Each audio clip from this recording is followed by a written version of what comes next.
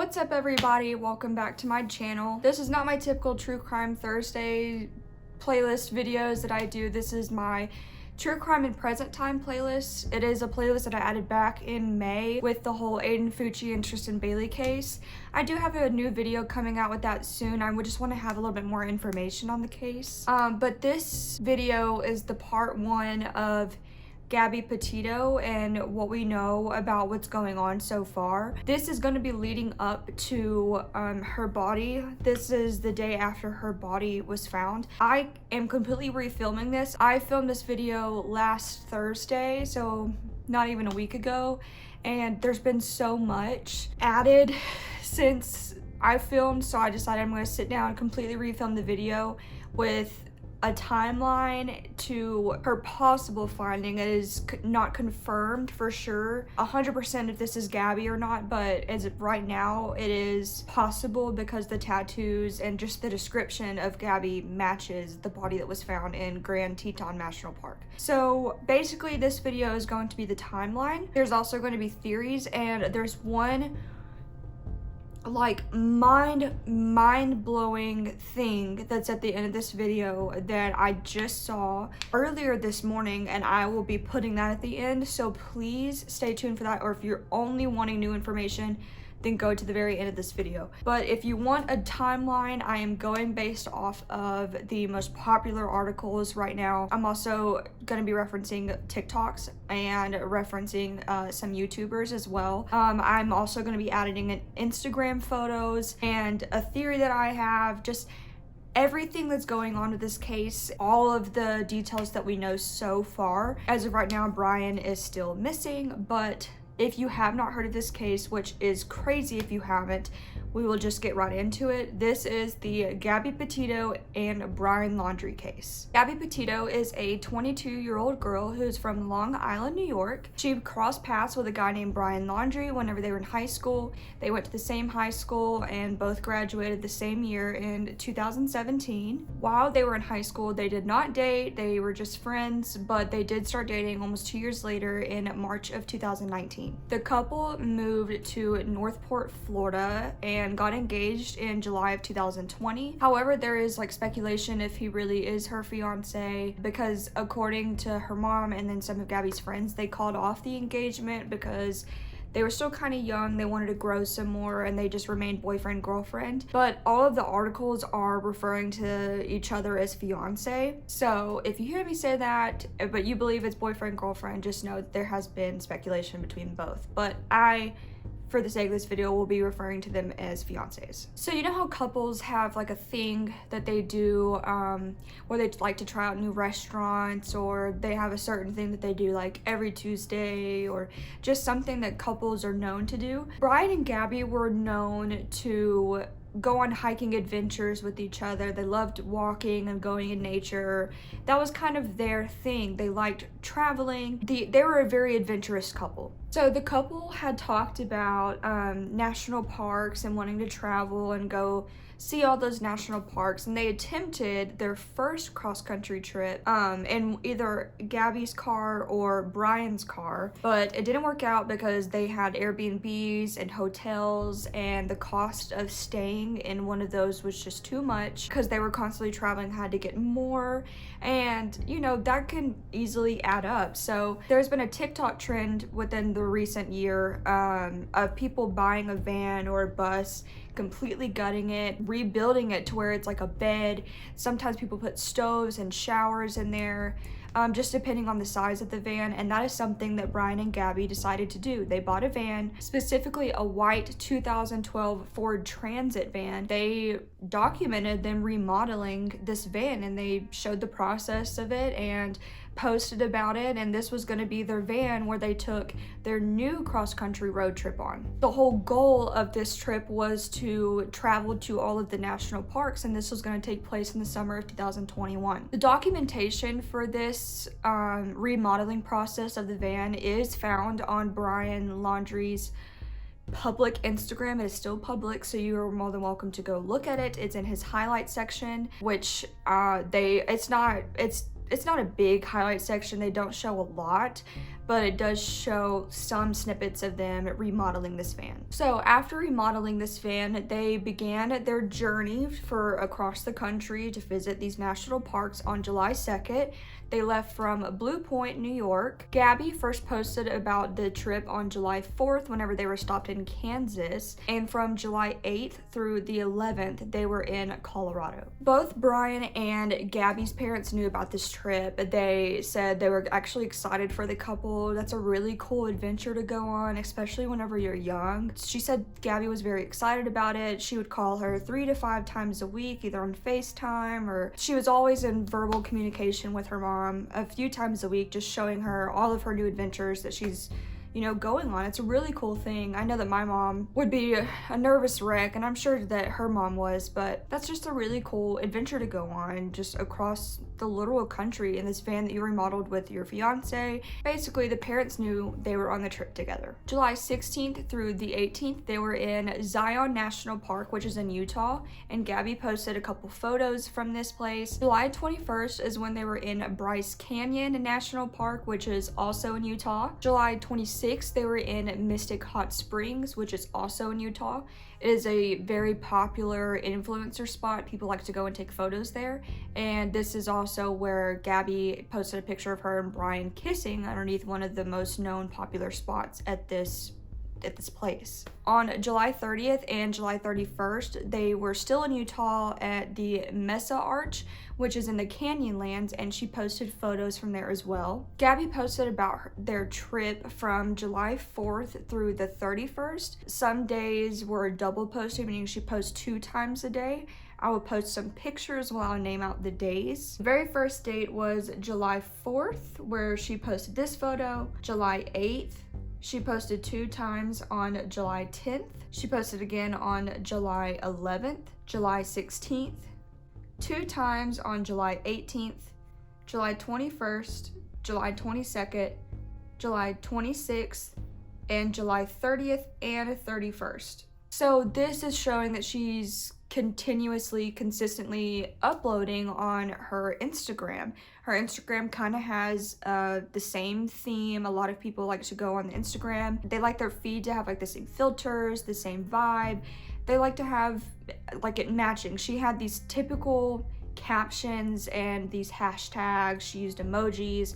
She has a certain way of having her Instagram, at least from my perspective. For almost 2 weeks, she didn't post again until August 12th. So from her last post on the 31st, she didn't post again until August 12th, which is just kind of not normal for her to do. There are 2 other posts on August 12th, which shows her at Arches National Park, which is also in Utah. And on August 13th, this is the last time Brian posts on Instagram. The Arches are in Moab, Utah, and this is where things kind of start to get strange. Like, yeah, we can kind of be worried about why she didn't post for almost 2 weeks, but this is where things take a turn. An article that was published by Fox News on September 14th showed that Utah police had pulled over a young couple in a van that were traveling across the country. It is proven and confirmed that this couple was Brian Laundrie and Gabby Petito. So this next section of this video is kind of a wild ride. I'm sorry, please just be prepared for it, because I kind of go back and forth because of reasons you'll understand in a second. This incident happened on August 12th, which was the same day that Gabby posted 2 photos. So the person that had called to report to police that there was an incident between a couple,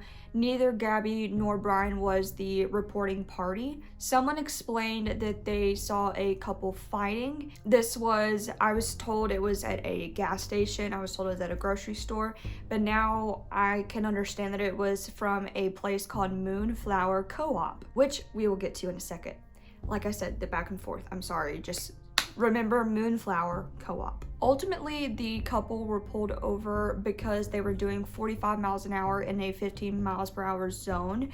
Along with the van had crossed the double yellow line dividing the lanes, tried to merge into the other lane, and quickly swerved to the right and hit a curb where the front passenger and back passenger tires had ramped this curb. So with this body cam footage that was released to the public, you can watch it on news articles, or the entire hour-long body cam footage was posted to YouTube, and I did watch it. There are some parts in this video and this footage where the sound is blocked out, so I did skip through those parts because you couldn't make out the sound, and I'm a really bad lip reader. But ultimately, you can watch this body cam footage, and the main reason at the very beginning, you see the couple whenever the cops first walk up to the car.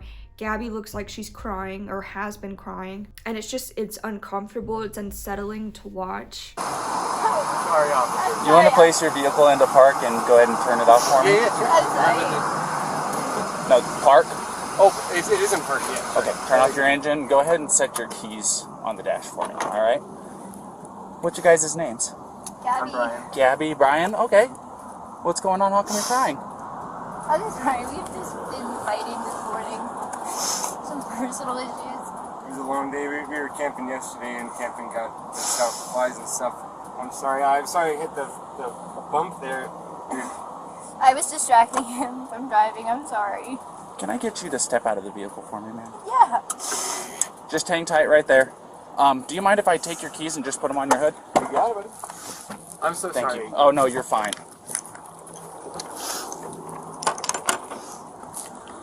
So I'll post some of the clips here that's just kind of the summary of what's going on. There's speculation as to what they were arguing about, but ultimately Brian states that the reason why they were arguing is because he had dirty feet, and he was dirty and she didn't like dirty. Gabby is taken out of the van and placed in a separate cop car.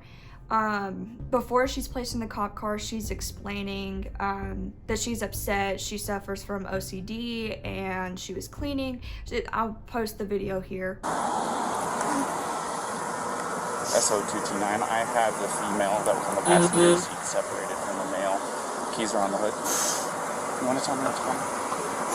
Yeah, I don't know. It's just, some days I have really bad OCD, and Okay. I was just cleaning and straightening up the back of the van before, and I was apologizing to him and saying, I'm sorry that I'm so mean, because sometimes I have OCD and sometimes I just get really frustrated. Not like mean towards him, I just like, I guess my vibe is like, I am like in a bad mood. And I was just saying, I'm sorry if I'm in a bad mood. I've just been really stressed. I had so much work I was doing on my computer this morning. What do you do for a living? Well, I used to work at an organic juice bar, but I just quit my job. Okay. I was a nutritionist. That's Oh, what okay. that's my That's job. cool. And I just quit my job to travel across the country, and I'm trying to start a blog.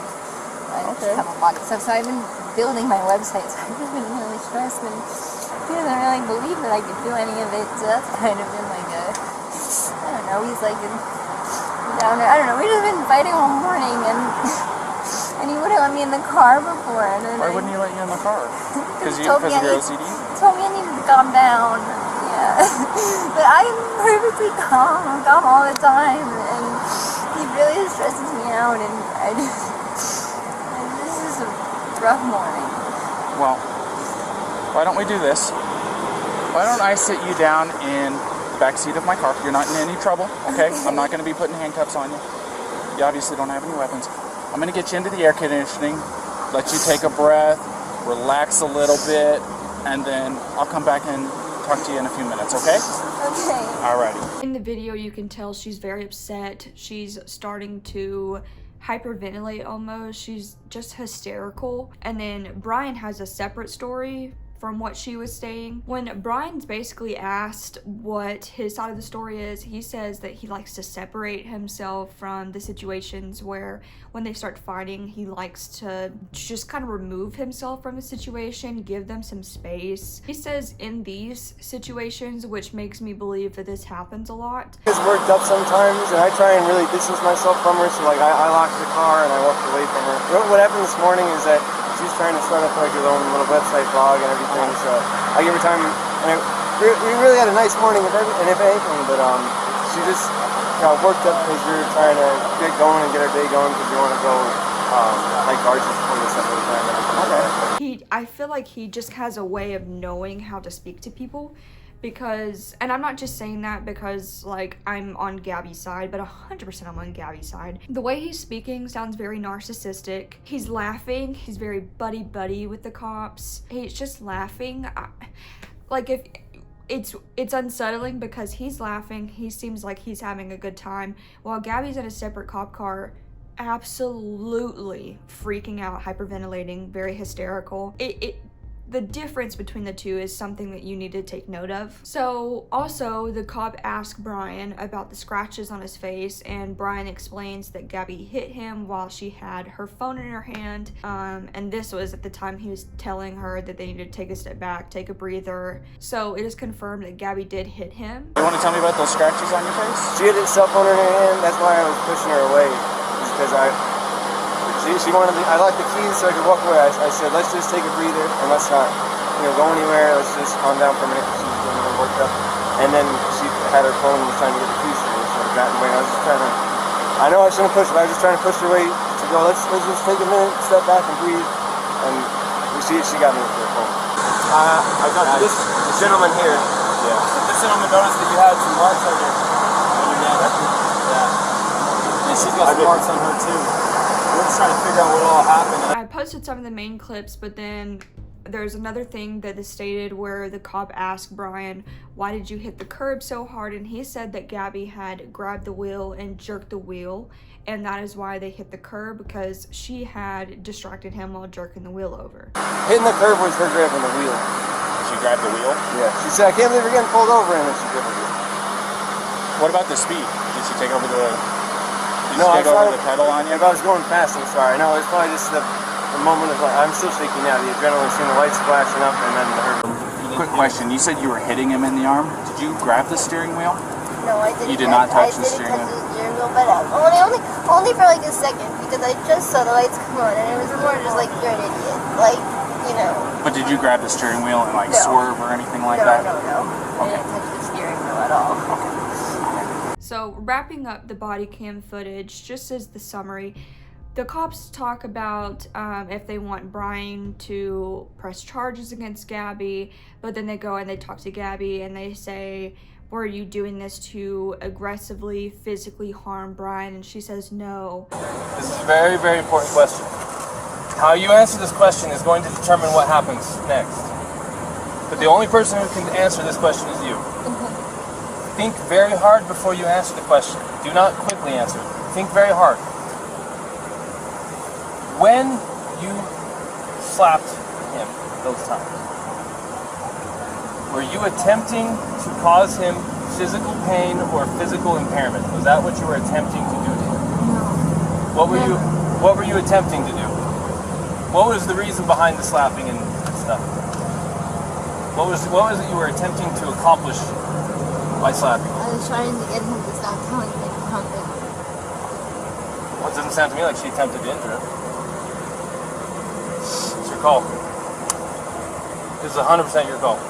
I support you either way. I'll let you get back to your... So the cops just believe, hey, like, we don't really think she was doing anything to harm him, but they do separate the two for the night. They think that's the best thing to do. So, this is what I'm going to do. I've decided I am not going to cite you for domestic violence battery, okay? It was only going to be a Class B misdemeanor. However, the domestic violence portion of it enhances it. Makes life a major pain in the butt, especially at your 22, right? So I'm choosing not to cite you today. So you are not going to be charged with it. Alright? But this is what I do have to do. I am separating the two of you tonight. Okay? I want you guys both to be tonight away from each other, relax, breathe, crying, because there's no reason to be crying now, okay? I understand that this can feel like it's a nightmare, but you're coming out as the golden flower on top of it, okay? So, you're going to be taking the van tonight, and you're going to go somewhere else. I am going to get him lined up for the hotel room tonight. I want you guys to stay away from each other. For both of you guys' sake. From what you told me and what he told me, you guys have a bunch of little things that are building up, and finally the little string that you guys were tight walking on broke tonight. Does that sound about right? They tell Gabby that she can take the van and stay by herself, and they're gonna place Brian in a hotel so they can separate the two for the night. On August 19th, the couple upload a YouTube video to their YouTube channel, which is called Nomadic Static. I think that's how you pronounce it. It's just a montage of the two on their journeys. I guess the first few clips are the montage from their first cross-country trip along with their current cross-country trip. So that is something that is uploaded on August 19th. Also on August 19th, Gabby posts this photo where she basically explains there's a conversation she had with Brian about respecting the park, but then there's a guy that leaves his plastic on a picnic table. There's no location attached to it. Very strange, kind of not like her other posts, but Gabby is seen in this photo. You see her legs like looking outside the back of the van. On August 21st, another strange incident happens. Gabby and her dad speak for the last time. She says that she is in a hotel in Salt Lake City and the hotel power went out, so she has no Wi-Fi. She asked her dad if he could order Uber Eats for her and send it to her hotel, which he does, and that is the last time that her and her father speak. Apparently, the reason why she was by herself on the 19th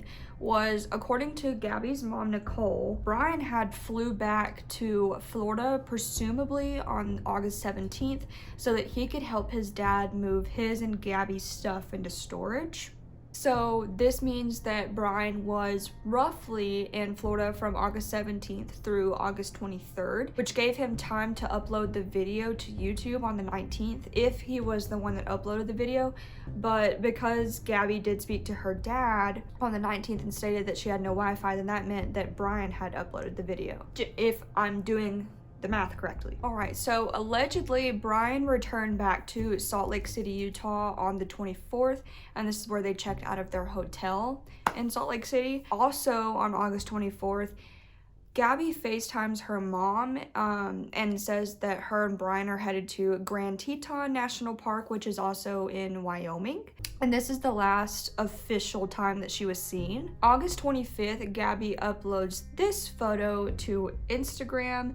She is in front of a butterfly mural and the caption reads, "Happy Halloween." She's holding a pumpkin, which is whatever, it's in the fall, but the caption is off. When I looked up the location for this butterfly mural, it is in Ogden, Utah, which isn't strange because they were in Utah, but if you look at it, her hair looks freshly dyed. It looks done, it looks clean and curled, and she's holding a pumpkin with the caption "Happy Halloween." There's also no geotag, which is something that she has constantly been posting on her Instagram, tagging her location, which is just strange. This picture is off for many different reasons. It's not off for the location because they were in Utah, but it doesn't seem like it would have been a recent photo, which there's people that post photos from like a long time ago. It's not uncommon that people do that, but despite like her other pictures where her roots are grown out a little bit, her hair isn't like freshly dyed, it is a little strange. And it's also alleged that she did not post this photo, but we'll get into it. According to this timeline, it could be possible she is the one posted on this photo because it was on the 25th, but at the same time she was last seen on the 24th. All in all though, this is the last time that Gabby Petito posts on Instagram. On August 27th, according to one of Gabby's friends, Gabby had sent her friend a picture saying we're headed to Yellowstone National Park. But then also there's no contact between Gabby and her family at the moment. She still has not FaceTime or had any verbal communication with her mom or her dad. On August 30th, apparently Gabby texted her mom no service in Yosemite, but her mom does not believe that Gabby was the one that sent this text because it's not like Gabby's normal text, and also she hadn't heard from her daughter in a few days, so also strange. So on September 10th, kind of a big jump from August 30th, September 10th, Gabby's mom reaches out to Brian and his family saying, hey, it's been over a week since I've heard from Gabby. Does anybody know where she is? And does anybody have any, can someone help me out? Tell me where y'all are, just make sure y'all are safe. And she hears back from nobody. She gets no response from Brian or his parents. So why the hell did they not respond? Still don't know at this point. Gabby's mom, Nicole, explains that Gabby and Brian's mom have a great relationship. So why Brian's mom is not trying to help Gabby's mom, Nicole, find Gabby, why another mother is not concerned for another child, is just baffling. If I was a mom in this situation, I would do everything I can to help find another child. Like, I can't believe that his mom just doesn't care about Gabby. There's just no sincerity to Gabby. It's weird that she's not even responding. I mean, I know it's probably to help cover for her son, but September 11th is when Gabby is officially reported as a missing person, but we come to find out that since September 1st, so roughly 10 days of Gabby not being reported, Brian has been home in Florida. Brian had been home in Florida. He returned in the van by himself, which is, by the way, Gabby's van, okay? It is in her name. He returned home without Gabby in the van, did not report her missing for 10 days. Gabby's parents didn't know about this, but he has been home for a little over a week. I want everybody to really sink that in. For 10 days, he does not report Gabby missing. There's not a definite timeline to when exactly he did drive back, since he is not verbally communicating with the police or anybody, but it is confirmed that he was back on September 1st. But he drove back in the van without Gabby. And he's not even responding or cooperating with police still. So, I mean, you cannot convict somebody just for being suspicious. Like, you can't convict them of murder. You can't just do that. You can make them a person of interest, which is what Brian is. Or at least a suspect, until there's like a confession or exact evidence, proof of evidence. Brian can't be convicted. Yes, it is suspicious, and yes, it is probably out of guilt. I don't know, but why he's not cooperating with police about his missing fiance is baffling. Is it guilt from doing something bad to Gabby? It does make him look guilty for driving a missing person's personal vehicle. Like, she's missing and you drove back in her own personal van. It's in her name. Also, the van has been impounded for an investigation to see if there's any evidence to link where Gabby may possibly be. This was at this point. Gabby is now found, but we're not there yet. So, like I said, jumping back and forth. The only speaking Brian has done is through his attorney. His attorney is speaking on behalf of the entire family, except Brian's sister did have her own statement. Brian and his parents are not speaking, only his lawyer, which is not illegal, and it's not, you know, it's not a crime to hire a lawyer, but at the same time, it is suspicious. This looks sus. Why would you hire a lawyer if you were not guilty? Which I understand. Everybody's being brought into the cops for questioning. They always say, I'm not talking without a lawyer, which is smart, okay? I'm in the criminal justice field. You should not talk without a lawyer, even if you are not guilty, because you could say some dumb things that you are going to end up getting twisted for, even if you're not guilty. Like, you need a lawyer present if you're going to be speaking with the police, or if you are a minor, you need your parents present, along with an attorney if you have one. But him not speaking to the public or the cops or anything shows no remorse within itself. You can just tell he just doesn't care. And I mean, he probably does, but for himself. Because he's narcissistic. I'm not saying he's innocent, but I'm not saying he's guilty, because we really have no clue what's going on. We still don't know what happened. So you can't convict somebody because until we at least get an autopsy report or something. Innocent until proven guilty, you know? There are a lot of theories of what has happened to Gabby, and I will get to those theories. We still have a lot to go. There was an article published by the NBC that explained that there was a newlywed lesbian couple that were tragically found. So this couple had explained to friends that there was a creepy guy lurking around them while they were at their campsite. This was in Moab, Utah. The bodies of Crystal and Kylan were found with multiple gunshot wounds. Their bodies were discovered on August 18th. It is very sad. Remember, Gabby and Brian were in Moab on August 12th, and the newlywed couple were last seen on August 13th. So apparently the store that Gabby and Brian were fighting at was called Moonflower. Well, one of the victims of these multiple gunshot wounds, this murder, was Kylan, and she was employed at Moonflower.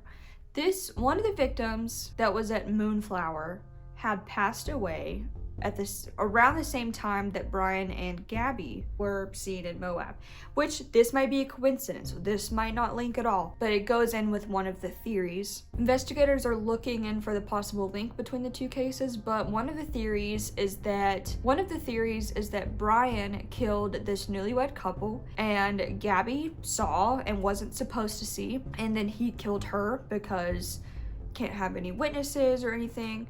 That's a theory. That is not fact. That is alleged. Another weird piece of evidence is Gabby's Spotify playlist. Okay, I know that we are probably just making some assumptions right now, but a lot of her songs that were added on September 1st are kind of off, but might be relevant to the case. So since songs were added on September 1st, which was the day that Brian arrived in Florida without Gabby, maybe Brian, had her phone or something, or added this himself, or maybe had her password and username and added it himself. Like, I don't know. There are some songs by Matt Berry that are called Woman, Take My Hand, and The Badger's Wake. That was added to Gabby's Spotify playlist called Mountaintops. But if you remember, on August 30th, the day before September 1st, which was when these songs were added and Brian was found in Florida, Gabby allegedly texted her mom, "No service in Yosemite." So if that was the case, then how did she add these songs if she didn't have any service? Like, there's no way of adding those songs. Again, probably a coincidence. Also, probably relevant evidence. Also, I'll post the picture. In 2020, Brian posted a photo with a very strange caption that has the phrase, "Till death do us part."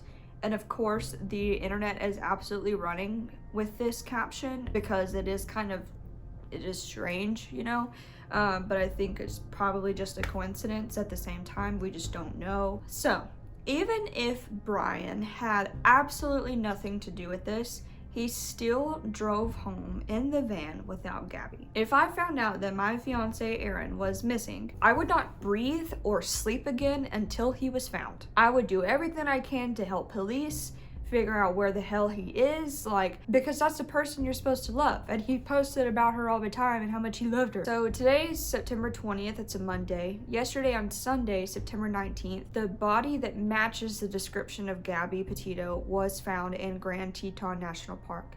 It is not confirmed 100% that this is Gabby, but the tattoos and the hair match the description of Gabby. But as of right now, the whole search for the missing person of Gabby Petito is no longer a missing search party. She has been found.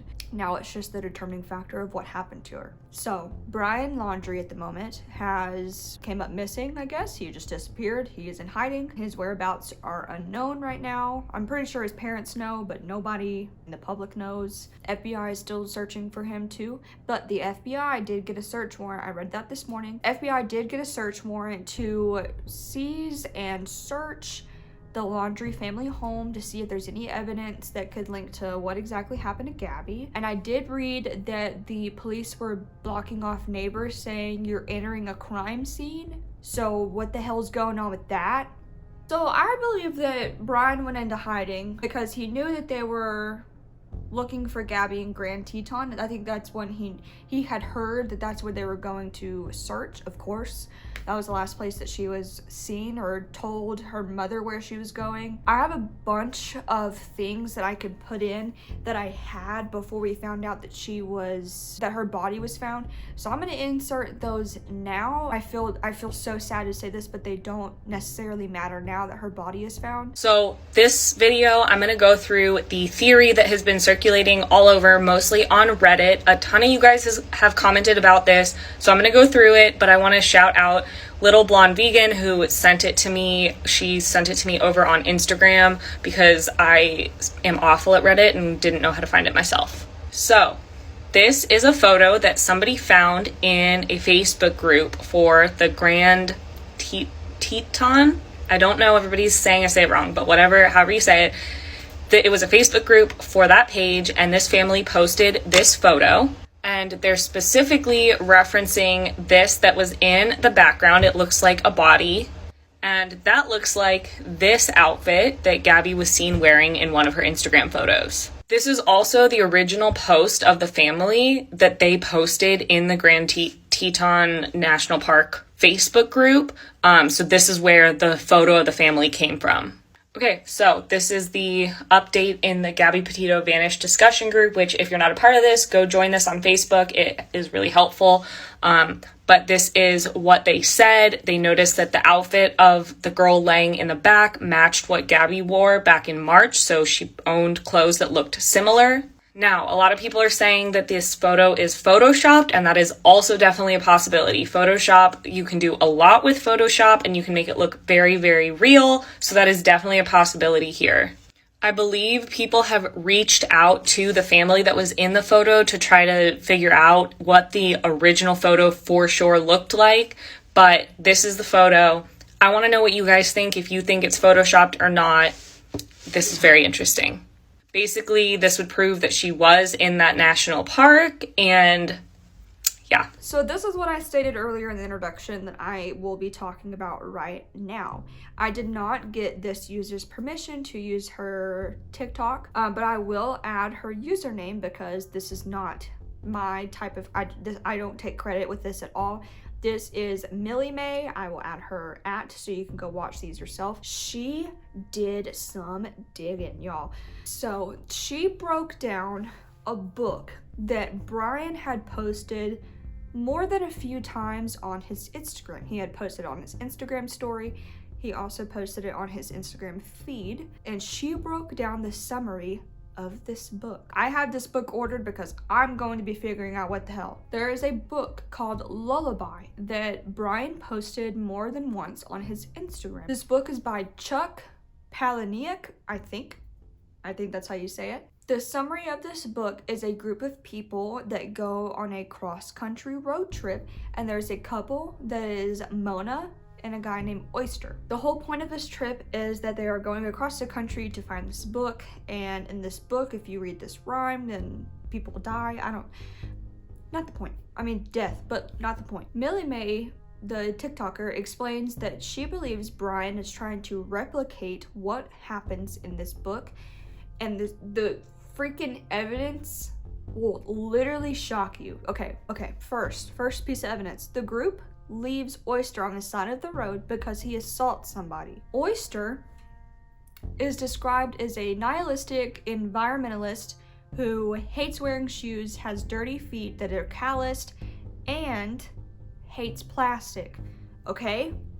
Wait a minute. On Brian's Instagram feed, here's some pictures. Brian posts on his Instagram that he hikes without shoes. Remember whenever they were pulled over and he said he had dirty feet? It was, I wouldn't even call it disagreement. It was just that I'm dirty and I can't change being dirty. Like, I got dirty feet, I got sand on my flip-flops and stuff like that. Okay, there's pictures of him on Instagram without shoes. The main problem, if you remember what I stated earlier, whenever they were pulled over, Brian explained that he had dirty feet. That was the whole premise of their argument. Also, Brian's last Instagram post is about the earth. Oyster was this environmentalist. Wait. In the body cam footage, you hear Brian decline a water from police, and you hear him say the words, "I don't like plastic bottles." Do you need any water? That's okay. It's hot out here. I was down why we were going to get water because we ran out, but it's okay.